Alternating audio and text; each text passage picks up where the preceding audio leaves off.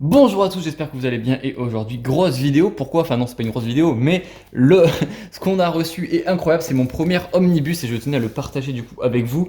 C'est l'omnibus, vous le voyez, Justice League Dark New 52. Il ne rentre même pas dans mon cadre de caméra. Est-ce que c'est bon pour vous? Finalement, il y a 1640 pages, je crois, un truc comme ça. C'est le deuxième plus gros omnibus. Il y a un omnibus du coup, celui sur Darkest Night pour les 10 ans, qui a une single issue de plus, donc 40 pages à peu près de plus. Mais celui-là, sinon, c'est le deuxième plus gros.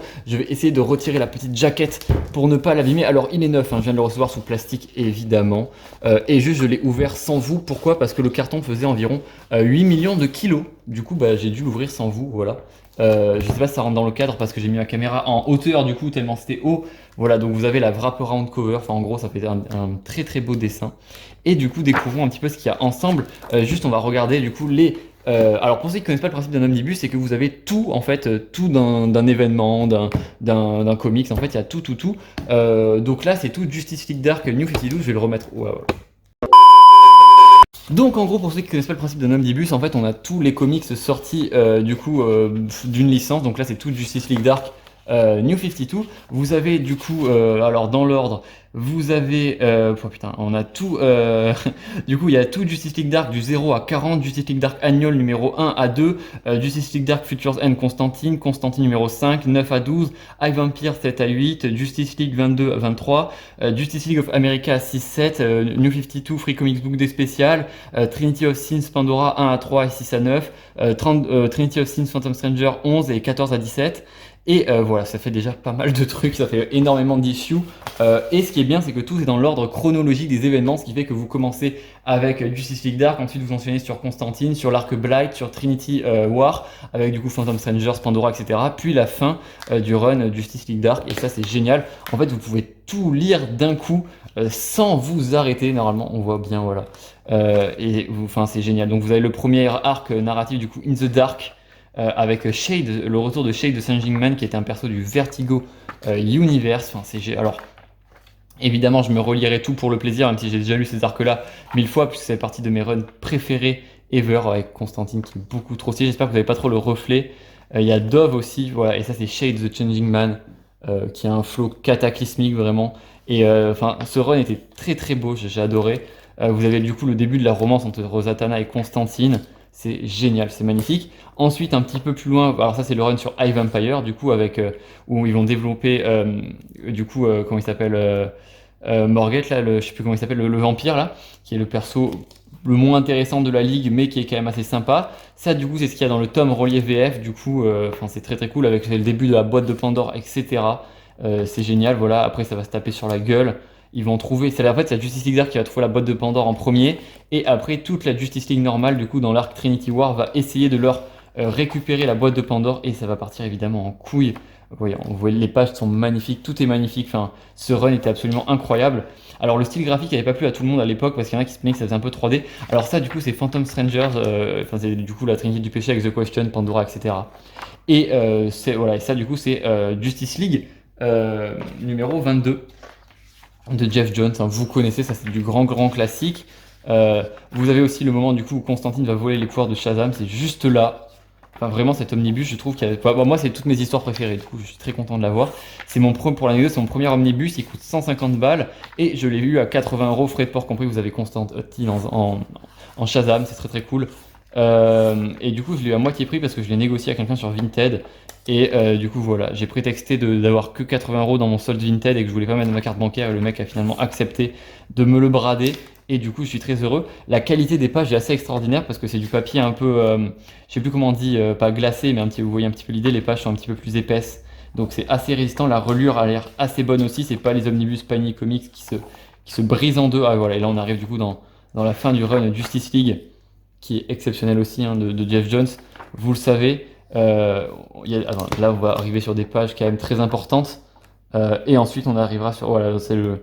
Alors je spoil Justice League, mais vous connaissez l'idée, hein. C'est le moment où du coup le syndicat du crime va arriver sur Terre 1 du coup. Et voilà, vous avez ces pages qui sont des très grands classiques. Alors Cooper, qu'est-ce qu'il te fait? Alors, si le chacun... Oh, mais cette page-là, mais quelle dinguerie de la voir en format énorme, ça me régale. Là actuellement je suis régalé. Vraiment, J'adore cette page, elle est incroyable. Et après, si on va un peu plus loin, on a l'arc Blight, etc. Enfin, on a tous les autres arcs, voilà, du coup, où Constantine va monter une équipe avec le Phantom Stranger, un ange dont Zoriel, enfin une équipe de fous furieux, de mecs très énervés, avec Swamp Thing, Deadman, etc. pour aller libérer Zatanna. Et après, ils vont se taper contre Blight. Ah, ça, c'est After Jokes aussi, c'est pas mal aussi. Et après, vous avez toute la fin du coup du run avec Pralaya. Alors après, ça part un peu sur Deadman, qui est un perso très important aussi. Et après, vous avez toute la fin du run, voilà, avec Pralaya, la déesse du vide, où du coup la Justice League Dark va devoir l'affronter. Un ennemi qui a réussi à vaincre tout le multivers. Donc voilà, enfin les pages sont tout est magnifique, tout est génial. Et à la fin de l'omnibus, si j'ai bien compris, alors je découvre en même temps que vous, hein, c'est pour ça que je prends le temps de tout regarder. Ah, voilà, vous avez du coup toutes les idées de variantes cover, etc. On voit qu'est-ce qui a été retenu, qu'est-ce qui n'a pas été retenu. Là, vous avez des designs imaginés par Andrea Sorrentino.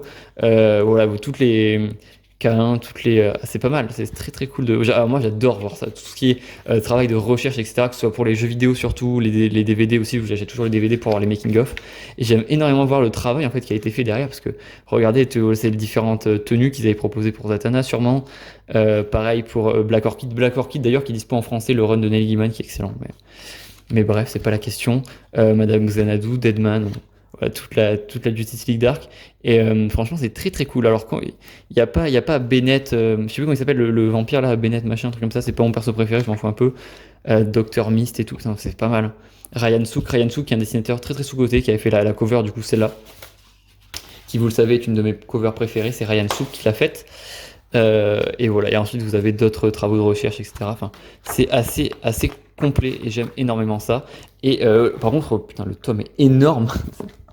C'est la première fois que j'ai un omnibus du coup vraiment à moi entre les mains. J'en ai déjà vu dans des librairies, des trucs comme ça. Mais là, ça ne rigole pas du tout. Par contre, pour le lire, je sais pas si le lire sur les genoux, ça doit faire un petit peu mal, je comprends. Mais effectivement, ça doit être très très plaisant de pouvoir tout se lire d'un coup. Il faudra que je me le fasse l'expérience de me lire tout d'une traite. Parce que j'ai déjà lu beaucoup de trucs d'affilée, mais alors là, tout d'une traite, ça pourrait être excellent. Il faut absolument que je me fasse ça. Voilà, vous avez tout la table des matières, vous avez tout. Donc In the Dark, tout le règne du coup, Rise of the Vampire, The Black Room, Young Bastard et tout, etc. The Death of Magic, du coup, qui est le run de Justice League Dark. Tous les trucs, c'est Trinity War, du coup, juste là, qui est l'arc. Après, vous avez Forever Evil, du coup, Blight. En gros, Blight, c'est un espèce d'ennemi qui vient d'une autre dimension, qui finalement matérialise toute la négativité et tous les remords et tous les doutes des humains, enfin, tout l'aspect négatif des sentiments humains qui vont se matérialiser depuis l'inconscient collectif. Voilà, c'est ce monstre-là. Et du coup, la Justice League Dark va devoir l'affronter, mais c'est un ennemi qui est en fait impotent. C'est un ennemi qui n'a pas qui n'a pas de rationalité. Et du coup, en fait, ils vont devoir faire face à leurs propres démons, aux propres angoisses de l'humanité, parce qu'ils ne peuvent pas lutter directement contre cet ennemi. C'est extrêmement bien écrit, alors que c'est du pampan pistolet et rayon laser, mais ça fait un petit côté psychologique qui est excellent. Et j'avais énormément aimé. Donc voilà, c'est tout pour la présentation de cet omnibus. J'espère que ça vous aura plu. Voilà, je vais me le découvrir plus en détail de mon côté. Et surtout, je vous dis à très vite pour de prochaines vidéos. Et surtout, n'oubliez pas de regarder de côté, on va traverser l'autoroute. Je veux pas aller à l'école. Ah bon? Quelle père la vertu vous faites?